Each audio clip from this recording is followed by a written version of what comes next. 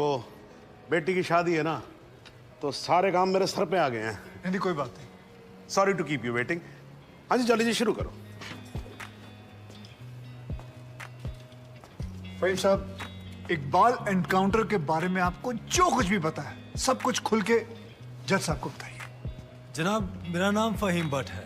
मैं कश्मीर पुलिस में head constable था, क्राइम ब्रांच में। जनाब ये हाँ जी साहब, मैं हिदायत बेग थाना शालीमार श्रीनगर से आया हूँ। मेरे पास जगदीश्वर मिश्रा और जॉली और फहीम भट्ट के खिलाफ अरेस्ट वारंट है। वकील साहब पे ये इल्ज़ाम है कि उन्होंने फहीम भट्ट को हिरासत से भगाया। अरे वकील साहब, अब श्रीनगर में क्या करा है यार?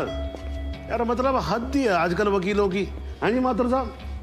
जी श्रीमान, बहुत दुख की बात है कि कानून की रक्षा करने वाले ही कानून के साथ जब खिलवाड़ करेंगे तो समाज भ्रष्ट हो जाएगा श्रीमान, प्रजातंत्र नष्ट हो जाएगा। मेरे हिसाब से तुम्हें सरेंडर कर देना चाहिए। रही डेट की बात, केस की बात, तो हमें कोई भी डेट दीजिए, हमें कोई आपत्ति नहीं। जनाब, आप चाहेंगे तो कोर्ट खत्म होते ही हम दोनों कश्मीर पुलिस को सरेंडर कर देंगे, लेकिन उससे पहले आप फहीम भट्ट का बयान जरूर दर्ज कर लीजिए।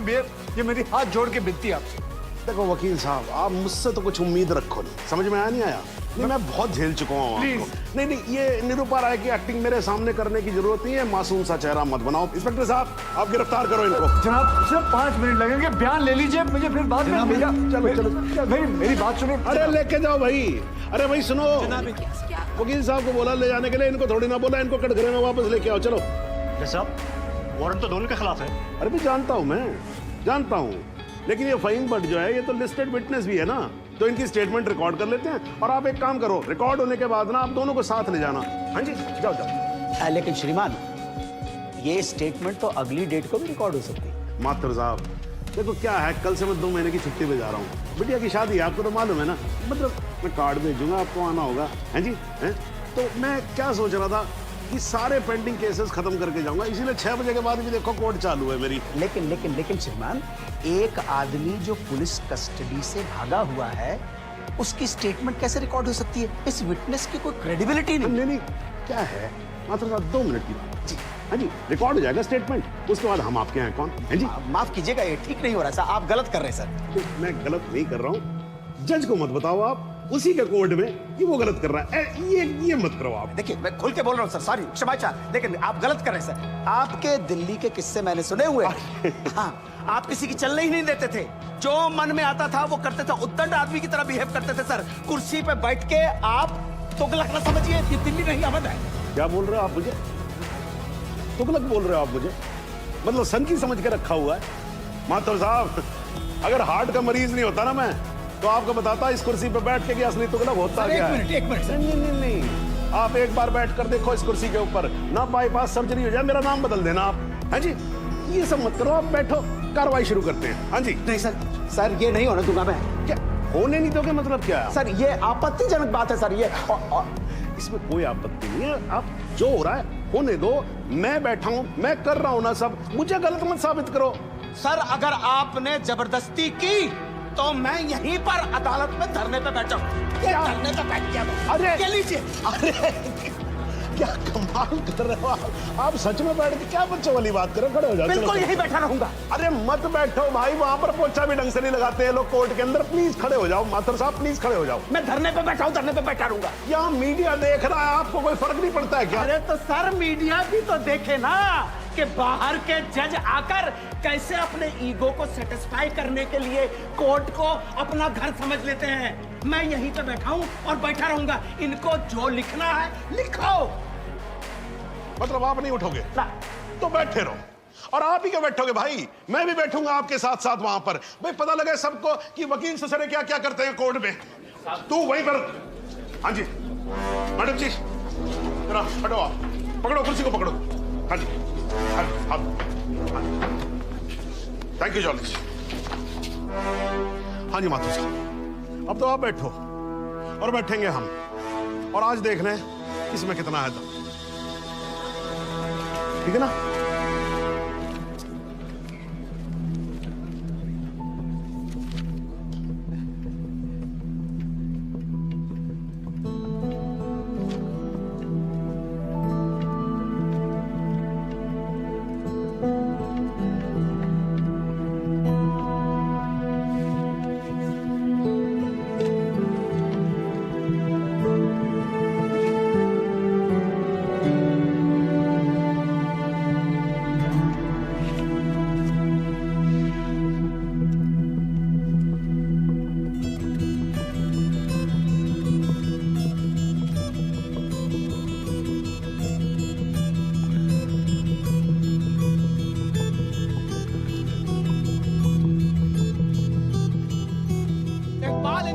केस में आज कोर्ट में जो कुछ भी हुआ वो शायद भारतीय न्याय व्यवस्था के इतिहास में पहली बार हुआ होगा।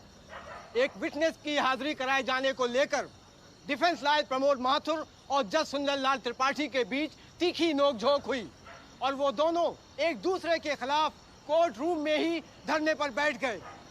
और अब देखना यह है कि ये दोनों इस तरह कब तक धरने पर बैठे रहते हैं। सर, माथुर साहब का जवाब नहीं है सर। पिछले 5 घंटे से धरना देकर बैठे हुए हैं। अब कमाल की बात यह है सर, फहीम भट्ट का बयान तक रिकॉर्ड होने नहीं दिया। अब तो जज साहब को आगे की डेट देनी ही पड़ेगी, फिर तो जॉली वकील भी नहीं रहेगा।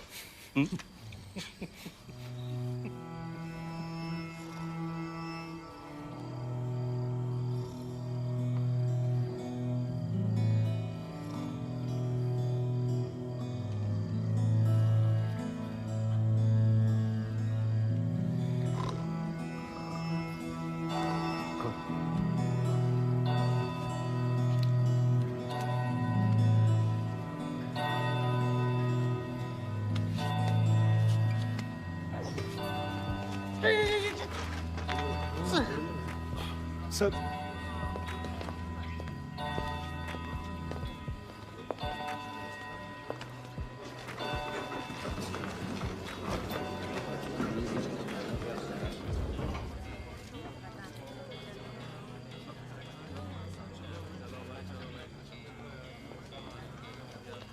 चलो वकील साहब, कश्मीर चलें।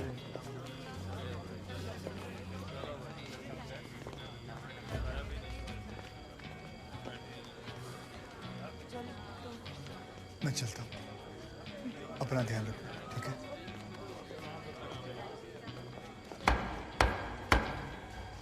The court resumes.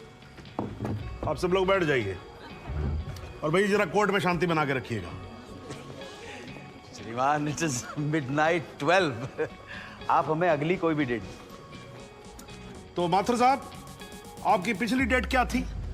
13 अगस्त। हाँ जी, अब हो गई 14 अगस्त। तो आपकी अगली डेट है 14 अगस्त 12:05 AM।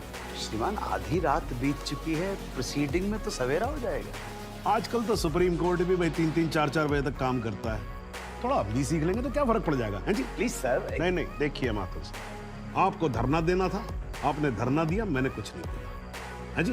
अब आपको वॉकआउट करना है तो आप वॉकआउट कर सकते हो, लेकिन आज ही की रात फहीम भट्ट की स्टेटमेंट यहां रिकॉर्ड होगी। हाँ जी, जॉली जी, स्टेटमेंट रिकॉर्ड करवाइए। जी, फहीम।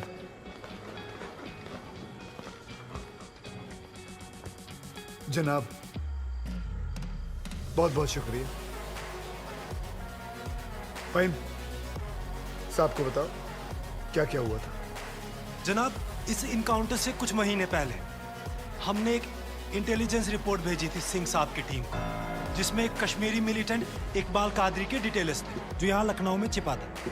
जनाब, इस इनकाउंटर से एक दिन पहले मुझको फोन करके यहाँ बुलाया गया ताकि मैं इस बात की शिनाख्त कर सकूं कि जिस इकबाल को इन्होंने पकड़ा है वो इकबाल कादरी है या नहीं। जनाब, जब मैं यहाँ पहुंचा तो उस शख्स का निकाह हो रहा था। मैं देखते ही समझ गया कि ये इकबाल वो इकबाल नहीं है।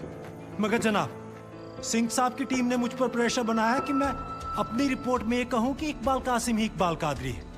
मैंने ये करने से मना कर दिया, मैं श्रीनगर वापस चला गया। फिर जनाब, जब मैंने इनकाउंटर की न्यूज़ पढ़ी तो मेरे को जनाब बड़ा अफसोस हुआ। मैंने श्रीनगर में अपने अफसरों को बताया तो बोले बात को रफा दफा करो। मैंने बहुत समझाया उनको, वो नहीं माने। जब वो नहीं माने तो मैंने दिल्ली में सेंट्रल एजेंसी को इस इनकाउंटर की कंप्लेंट कर दी। मुझ पर कंप्लेंट वापस लेने के लिए बहुत प्रेशर डाला गया। फिर मैं नहीं माना तो इन्होंने क्या किया जनाब, एक दिन मुझको गिरफ्तार कर लिया, एक झूठा मुकदमा बनाकर मुझे जेल में डाल दिया जनाब, और मेरे को जनाब महकमे से भी बाहर कर दिया जनाब मेरे को। शुक्रिया जनाब। माथुर साहब, आप कुछ कहोगे या नाराज हो अभी तक? अरे नहीं श्रीमान, आपकी नाराजगी मोल लेकर अपनी दुकान थोड़े बंद करवानी। मगर मैं तो ये पूछना चाहता हूँ, आप तो गुस्सा नहीं है? नहीं, मैं नाराज और आज कुछ नहीं हूं। लेकिन यार अगली बार से तुगलक मत बोलना मेरे को। हाँ जी माथुर साहब, मतलब इस कोर्ट में बैठे बैठे मेरे बाल सफेद हो गए। I think I deserve some respect. क्षमा प्रार्थी हूं श्रीमान। ठीक है, आप शुरू करो। फाइन भट्ट, आप माननीय न्यायाधीश महोदय को बताएंगे कि ये केस क्या है, इस अदालत में हम किस सच्चाई की खोज कर रहे हैं। ये कि कांस्टेबल भदौरिया और इकबाल की मौत कैसे हुई। तो आपने अभी जो राबी चिनाब झेलम जैसी लंबी कहानी सुनाई है, उससे कहीं ये साबित होता है कि इन दोनों की मौत कैसे हुई? क्योंकि मौके वारदात पे आप तो थे नहीं। जी नहीं, लेकिन ये तो पता चल। लेकिन कुछ नहीं। अगर कोई और फिल्मी कहानी सुनानी हो तो जज साहब को सुनाई। इनको फिल्मों में बहुत इंटरेस्ट है, मुझे बिल्कुल कोई दिलचस्पी नहीं है। मुझे तो मेरे प्रश्न का सीधा साधा जवाब दे दो यार, यस और नो। जी नहीं। Very good, well done.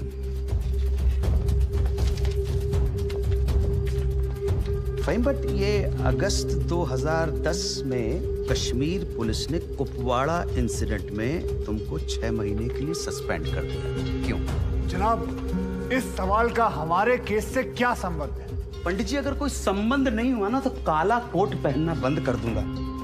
मैंने आपसे कहा था ना, आपकी तरह कान घुमा कर नहीं पकड़ूंगा, सीधे पकड़ूंगा, कस के पकड़ूंगा। जाऊं? जाइए सर, नहीं तो आप फिर धरने में बैठ जाओगे। तो क्यों सस्पेंड किया? मुझ पर एक आदमी की कस्टोडियल डेथ का इल्जाम था। तो तुमने किसी की जान ली थी? जी नहीं, मैंने उसे अरेस्ट किया था शक के बिना पर। उसे चौकी ले जा रहे थे हम पूछताछ के लिए। बहुत डरा हुआ था, उसने घबरा के पुलिस वैन से छलांग लगा दी। पीछे से ट्रक आ रहा था, वो मर गया। फाइन बट एक बात बताओ, चलती वैन में तुम्हारी पकड़ से एक आदमी डर के मारे कूद सकता है, तो क्या ये मुमकिन नहीं है कि उसी डर के मारे कोई अपराधी कूद जाए, कांस्टेबल की बंदूक छीन ले और भागने की कोशिश करे? जनाब, लीड किया जा रहा है विटनेस को। Objection overruled, please sit down.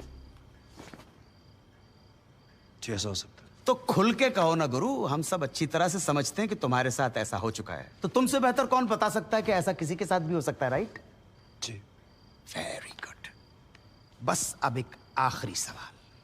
तुमने अभी अपने स्टेटमेंट में कहा कि तुमको 6 महीने के लिए सस्पेंड कर दिया गया था। तुम्हारे खिलाफ केस क्या बनाया गया?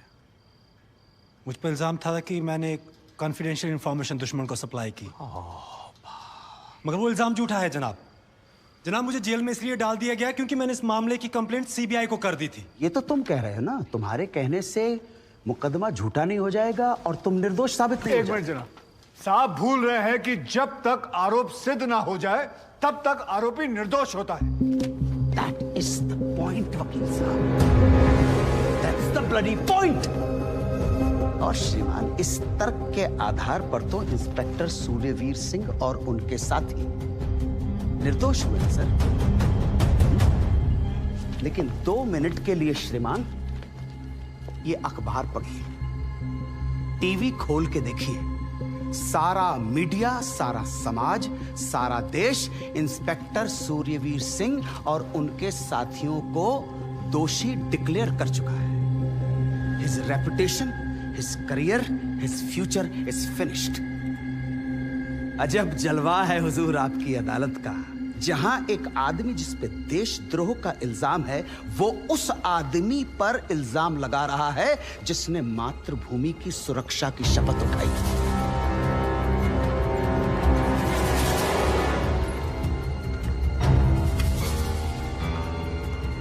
श्रीमान, आज से कई साल पहले इलाहाबाद हाई कोर्ट के बाहर एक बॉम्ब ब्लास्ट हुआ था, जिसमें 9 बेकसूर लोगों की जानें गई थी। मृतकों में हमारे बड़े भाई, हमारी भाभी और 7 साल का भतीजा भी शामिल था। इसी आतंकी हमले में हमारे बाबूजी पूजनीय श्री जुगल किशोर माथुर भी घायल हो गए, मगर फिर भी वो आज यहां आए। आधी रात को श्रीमान ये देखने आए हैं कि आप किसके साथ खड़े हो।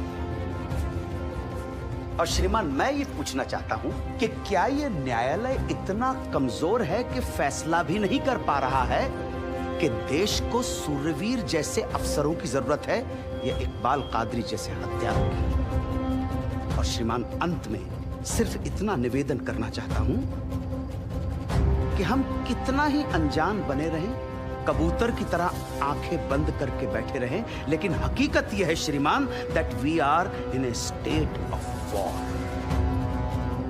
और किसी विद्वान ने बड़ा सही कहा है, everything is fair in love and war. बाकी श्रीमान, न्याय आपके हाथ में। प्रमोद बात करके प्रणाम से बात करें।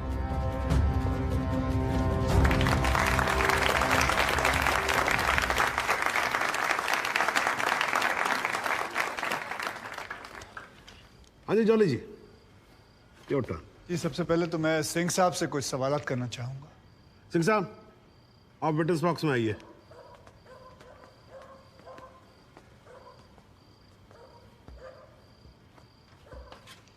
सिंह साहब, आप जरा कोर्ट को बताएंगे कि अगला क्रिकेट वर्ल्ड कप कौन जीतेगा? अरे ये किस तरह का सवाल हुआ भाई वकील साहब, हैं? ठीक है, जज साहब कुछ और पूछ लेते। अच्छा सिंह साहब, क्या आप कोर्ट को बता सकते हैं कि अगले इलेक्शन में आम आदमी पार्टी को कितनी सीट्स मिलेंगी? दिमाग खराब, पगला गया क्या? तो गोली और खाएगा। मैं वैसे तो अहिंसावादी इंसान हूँ सिंह साहब, लेकिन एक बार ना लॉ कॉलेज में एक 6 फुटे 8 इंच के लौंडे ने मुझसे बदतमीजी से बात की थी। माँ कसम, यहाँ कान के नीचे घुसड़ मारा था, उठा नहीं 22 दिन तक बिस्तर से। अगर यकीन ना हो ना तो माथुर साहब से पूछ। नहीं वकील साहब, देखो देखो यार, आराम से, कोर्ट है, सवाल करो, बवाल क्यों कर रहे हो यहाँ पर? हाँ सरकार, ये मुझे पागल कह रहा है, बदतमीजी से बात कर रहा है। सिंह साहब, क्यों कर रहे हो आप बदतमीजी से बात? छोड़ दो ना, जाने दो, आराम से कंटिन्यू प्लीज। चलो एक और बार ट्राई करते हैं सिंह साहब। क्या आप बता सकते हैं कि सलमान खान की शादी कब होगी? अरे वकील साहब, क्या बातें कर रहे हो? इंस्पेक्टर हैं वो, जोशी थोड़ी ना है। अगर ये जोशी नहीं है तो फिर इन्हें कैसे पता था कि ठीक सुबह 6:45 पे इकबाल को पेशाब आएगा? कैसे पता था जब उनको पेशाब आएगा तो गाड़ी गोमती नदी का पुल क्रॉस कर रही होगी? इन्हें कैसे पता था कि इकबाल कांस्टेबल भदौरिया की रिवॉल्वर छीन कर भागने की कोशिश करेगा? शादी में तो थे नहीं, फिर पुल पर कैसे पहुंचे तुम? इधर मैं यहां खड़ा हूं, आप पुल पे पहुंचे कैसे? इत्तेफाक। लो जी, इत्तेफाक। ऊपर वाले के आशीर्वाद से सही समय पे सही जगह पहुंच गए। बाय गॉड, बड़े इत्तेफाक हैं आपकी स्टोरी में सिंह साहब। जनाब, मेरे पास ये इनके 25 एनकाउंटर का कच्चा चिट्ठा है। ऐसे इत्तेफाक कई बार हो चुके हैं इनकी जिंदगी में। अपराधी गोली चलाने वाला होता है कि पहुंच जाते हैं शक्तिमान बनकर, और सिर्फ लखनऊ में नहीं बल्कि दूसरे शहरों में भी। जनाब, इनके 25 एनकाउंटर में से 19 के खिलाफ मारे गए लोगों के परिवार वालों ने शिकायतें दर्ज की हुई हैं, लेकिन आज तक एक भी मामले में निष्पक्ष जांच नहीं की गई। एंटी करप्शन ब्यूरो की एक रिपोर्ट के मुताबिक इनकी 28 करोड़ की संपत्ति होने का शक है, लेकिन वो भी जांच भी नहीं पूरी कर पाए, पहले ही बंद कर दिया उन्होंने। और ऐसे आदमी को बचाने के लिए हमारे माथुर साहब यहां अपने बूढ़े बाप को व्हीलचेयर पर बिठाकर कोर्ट में लाते हैं। मुझे तो इन पर और इन जैसों पर तरस आता है। नमस्कार, बहुत बहुत धन्यवाद। आपकी वकालत को मेरा प्रणाम जी। श्रीमान, एक ईमानदार और बहादुर आदमी का कैरेक्टर असैसिनेशन हो रहा है और आप बैठे देख रहे हैं। बहादुर, ठेंगा बहादुर है ये। हथकड़ी में बंधे निहत्थे आदमी को पीठ पर गोली मारने वाला ये बहादुर। 35,000 तनख्वाह पाने वाला 28 करोड़ का मालिक ईमानदार। दीमक है जनाब, ये दीमक खोखला कर देगा सारे सिस्टम को और पता भी नहीं चलेगा। कुछ तो लिहाज करो मेरे माथुर साहब, कुछ तो लिहाज करो देश का।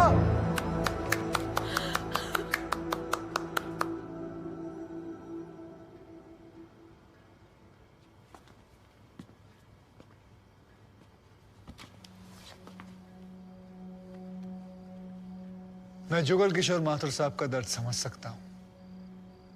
मेरी वजह से तो एक औरत ने अपनी जान ली थी और मैं महीनों चैन से नहीं सो पाया था। लेकिन माथुर साहब ने तो अपनी बेटी, बहू और पोते को खोया। उनका दर्द उनके अलावा इस कोर्ट में सिर्फ एक ही आदमी समझ सकता है। सहूर सिद्दीकी से। इन्होंने भी अपनी बेटी, दामाद और होने वाले नाती को खोया है। दर्द में ये दोनों एक जैसे हैं जनाब। अब इन्हें जुगल किशोर सिद्दीकी कहूं या फिर इन्हें सहूर किशोर माथुर, कोई फर्क नहीं पड़ता। जनाब, गोमती नदी के पुल पर उस दिन 2 जानें गई थी। एक 12 घंटे पहले दूल्हा बने, हाथों में मेहंदी लगाए इकबाल कासिम की थी, और दूसरी 20 दिन में रिटायर होने वाले कांस्टेबल बलदेव सिंह भदौरिया की। और जनाब, ये हैं कांस्टेबल भदौरिया की पत्नी, जो अपने पति को खो चुकी है और जेल में बंद अपने बेटे की बेल करवाने के लिए कोर्ट के चक्कर काट रही है। अब इन्हें क्या कहेंगे माथुर साहब? मुस्कुराइए, आप लखनऊ में। सच सुना तो नजरें फेर ली माथुर साहब। ओ माथुर साहब, इत्तेफाक सिर्फ तुम्हारे साथ नहीं होते सिंह, ऊपर वाले की बड़ी कृपा है मुझ पर। इस दफा एक इत्तेफाक मेरे साथ भी हुआ है। बाय गॉड, मजा आएगा। पंडित जी को लाइए, लाइए जल्दी।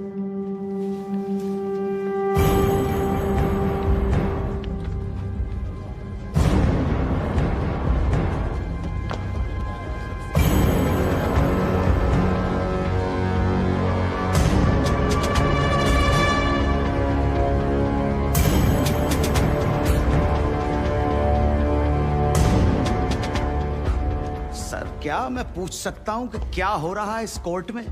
और क्या आप बताने की जहमत करेंगे कि आप ऐसा होने क्यों दे रहे हैं? कौन है ये बाबा सर? इसका इस केस से क्या रिलेशन है सर? ना कोई एडवांस नोटिस है, ना अग्रिम सूचना है। क्या रेलेवेंस क्या है और आप इसे अलाउ कर रहे हैं? जनाब, इस विटनेस का नोटिस देता ना तो ये विटनेस यहां नहीं होता, किसी मुर्दा घर में गड़ा हुआ होता। इस आदमी को मैं पकड़ के नहीं लाया हूं, पुलिस वाले पकड़ के लाए हैं। और जनाब, इस विटनेस का इस केस के साथ डायरेक्ट कनेक्शन है। इंस्पेक्टर साहब, आपने अरेस्ट किया इसको? जनाब, ये वकील साहब एकदम सही कह रहे हैं।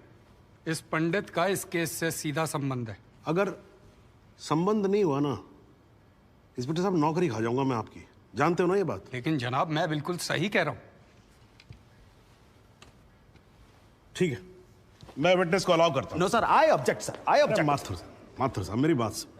देखो क्या है यार, 3 बजने वाले हैं, बाहर जाएंगे ना बस मिलेगी ना रिक्शा मिलने वाला है। 6 बजे तक तो वैसे ही बैठना हम लोगों को, तो तब तक करवा लेते हैं विटनेस। मतलब हो सकता है कि इसमें कुछ निकली है। हैं जी? चलिए जी, विटनेस बॉक्स में आ जाइए।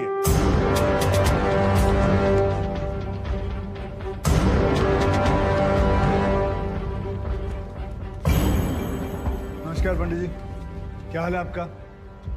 घरेलू कपड़े वपड़े टीका शीका लगा के पूरी तैयारी में आए हैं। फहीम भट्ट साहब, खड़े होइए। कोर्ट को बताइए कि इन पंडित जी का नाम क्या है? मोहम्मद इकबाल कादरी। हैं जी? मोहम्मद इकबाल कादरी। मोहम्मद इकबाल कादरी। इसको कहां से अरेस्ट कर लिया जी आपने? जनाब, मथुरा से 1 साल से वहां छुपा हुआ था साधु का भेष बनाकर। ये तो कमाल हो गया। जज साहब, इंस्पेक्टर महोदय झूठ बोल रहे हैं। हमारा नाम इकबाल कादरी नहीं है, हमारा नाम तो रामकृष्ण सारस्वत है। हम तो निरीह ब्राह्मण हैं, ब्रह्मचारी हैं। हाँ, जम्मू के रहने वाले हैं, उस वजह से भाषा में थोड़ी कश्मीरी झलक है, लेकिन हम वो नहीं है जो बताया जा रहा है। ये देखिए हमारा आधार कार्ड और voter ID card. Om Prakash ji, जरा लेके आओ उसे। लाओ जरा, फटाफट लेके आओ। जनाब, ये पंडित सरासर झूठ बोल रहा है। इसने पुलिस को खुद स्टेटमेंट दिया है, जिसमें इसने खुद कहा कि ये इकबाल कादरी है। कंधे के ऊपर उत्तर प्रदेश पुलिस के 2 स्टार लगा रखे हैं। इतना मालूम नहीं है कि पुलिस को दी गई स्टेटमेंट कोर्ट में एडमिसेबल नहीं है। जनाब, ये इंसान एक ट्रेंड मिलिटेंट है। नकली आधार कार्ड बनाना कोई मुश्किल काम नहीं है, आप अच्छी तरह जानते हैं। और फहीम भट्ट भी इसको आइडेंटिफाई कर चुके हैं। सर, ये अपनी आइडेंटिटी छुपा रहा है। श्रीमान यहाँ आइडेंटिटी छुपा नहीं रहा है, अपनी आइडेंटिटी बता रहा है। कैसे बताएगा अपनी आइडेंटिटी? हम सब कैसे बताएंगे सर? आप सुंदरलाल त्रिपाठी हैं, मैं प्रबोध माथुर हूँ, ये पंडित जी हैं कानपुर वाले, कैसे पता पड़ेगा? किसी आधार कार्ड से, राशन कार्ड से या पासपोर्ट से? सबूत आपके सामने है सर, संदेह की कोई बात ही नहीं। और वैसे बता दूं सर, निवेदन कर रहा हूं, ये जो पंडित जी है ना, ये ऑलरेडी झूठा गवाह पेश कर चुके हैं। बार एसोसिएशन ने इनका लाइसेंस रद्द कर दिया। चंद घंटों के मेहमान है ये वकीलगिरी से सर, इनकी बात को सीरियसली नहीं लिया जाए। माथुर साहब, चंद घंटे तो है ना, लड़ लूं ना तब तक तो लड़ सकता हूं ना। जॉली साहब, ये देखो यार, कोर्ट में लड़ने वड़ने की बात मत करो आप। नहीं, माथुर साहब एकदम ठीक बोल रहे हैं। मुझे लगता है पुलिस से कोई गलती हो गई है।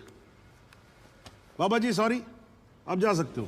एक मिनट जॉली जी, आप वहीं रुके। एक मिनट सर, मैं आपसे हाथ जोड़ के विनती करता हूँ, मैं इससे कुछ सवालात करना चाहता हूँ। मैं बड़ी मुश्किल से इसको लेके आया हूँ। मैं एक मौका मुझे दे दीजिए। नहीं, आपने क्या कहा था? अभी ऑटो बस कुछ नहीं मिलने वाला, एक मौका। एक मिनट, आप चिल्लाना बंद करोगे जरा?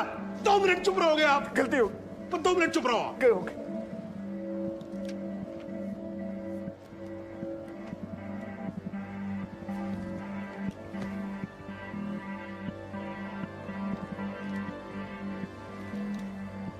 ठीक है, मैं विटनेस को अलाउ करता हूं। अरे सर, अब क्या सर? माथुर साहब, I think court has the right to decide. Okay जी, and court has decided. Please. Thank you.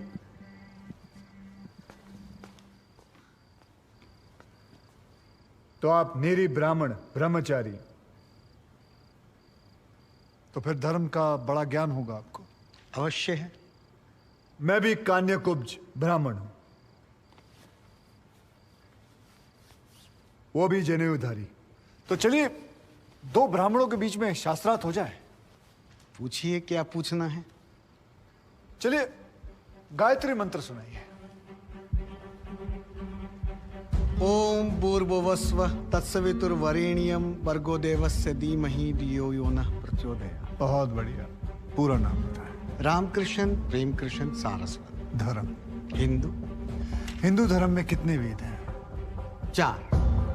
नाम बताएं। ऋग्वेद, सामवेद, यजुर्वेद, अथर्ववेद। 4 युगों के नाम बताएं। सतयुग, द्वापर, त्रेता, कलयुग। वर्ण कितने हैं? 4।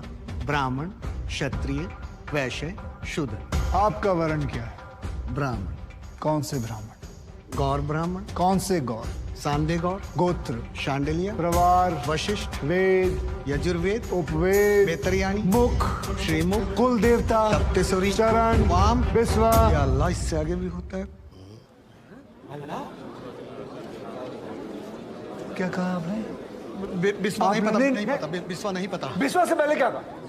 बिस्वा से पहले क्या कहा इकबाल कादरी? लानत है तेरे पे इकबाल कादरी, लानत है। अब तो अल्लाह का नाम भी आ गया जुबान पे। अब तो सच बोल। देख, तू कुछ भी कर ले, तू बचेगा नहीं। कब तक जिएगा झूठ की जिंदगी? अस्तगफिरुल्लाह। 91 पोज क़यामत के 2 कुछ बुद्धि खुदाइश। मैं आईने वाला सिद्ध किया। खुदाई जो उच्छान कुछ गुनाहगार सोई कर फैसलन पोज क्या छो पोज के चुना परवायती करना मिला इंसाफ। खुदाई करे इंसाफ पन्नीस दरबार बस इंशाअल्लाह। इकबाल कादरी, अगर मैं चाहता था तुम्हारा मेडिकल टेस्ट करवा के ये पता कर सकता तुम कितने बड़े पंडित हो, मगर मुझे तुम्हारी जुबान से सुनना था। कोर्ट को बताओ, तुम्हारा असली नाम क्या है? बताओ।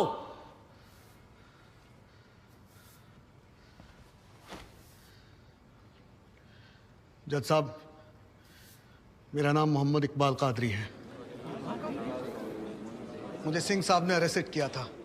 मैं उनकी कस्टडी में था, लेकिन उन्होंने मुझे कोर्ट में पेश नहीं किया। मैं जानता था कि वो मेरा एनकाउंटर करने वाले हैं।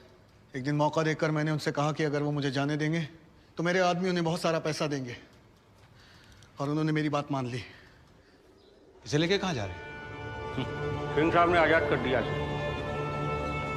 जा रहा आजा। सिंह साहब को कितने पैसे दिए? 50 लाख, 25 लाख एडवांस और 25 एनकाउंटर के बाद। आई ऑब्जेक्ट श्रीमान।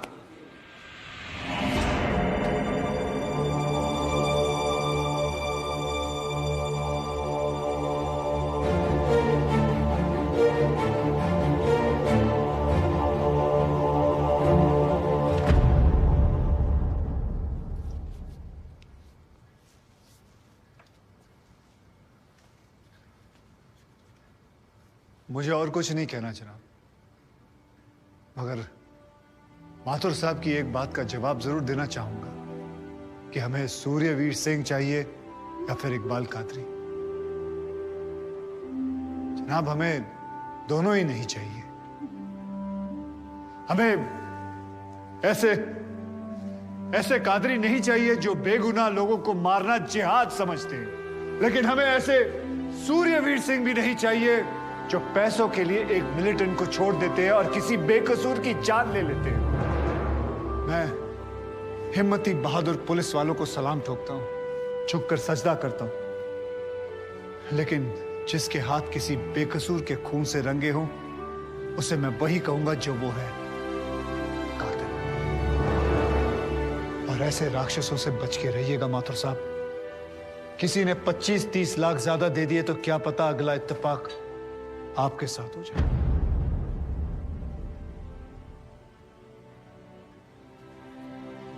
अंत में सिर्फ इतना ही कहना चाहूंगा कि इस दुनिया के सबसे बड़े जाहिल ने कहा था कि इश्क और जंग में सब कुछ जायज है, क्योंकि अगर ऐसा है तो फिर बॉर्डर पर सिपाहियों के सर काटने वाले भी जायज है और जवान लड़कियों पर एसिड फेंकने वाले आशिक भी, क्योंकि अगर ऐसा है तो फिर इकबाल कादरी भी जायज है और सूर्यवीर सिंह भी। अब आप ही तय करें जनाब कि ये दोनों जायज है या फिर दोनों नाजायज।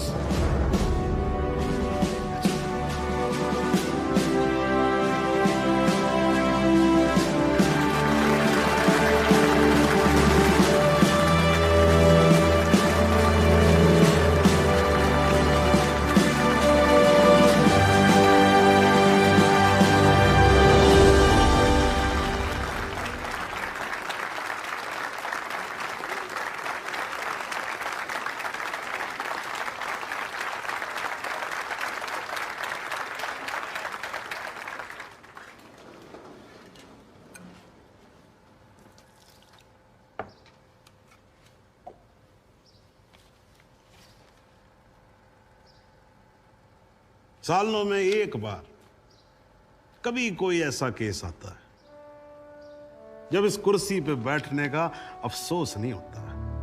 नहीं तो जी मैं तो रोज ही कोर्ट आता हूं, बैठा रहता हूं कोर्ट के अंदर, घड़ी की तरफ देखता रहता हूं कि कब 6 बजे और कब मैं उठ के घर चला जाऊं। क्या करें जी, न्यायपालिका की हालत ही कुछ ऐसी है। ये देखो जी, ये अंधेरे बदबूदार कमरे जिन्हें कोर्ट कहा जाता है, भाई साहब इसमें हम जैसे जजों का आने का मन नहीं करता। आम जनता की बात तो क्या करें। हाँ जी माथुर साहब, ठीक बोल रहा हूं ना मैं? मतलब 3 करोड़ से ज्यादा केसेस पेंडिंग है इस देश के अंदर, और कुल मिलाकर जज कितने? 21,000।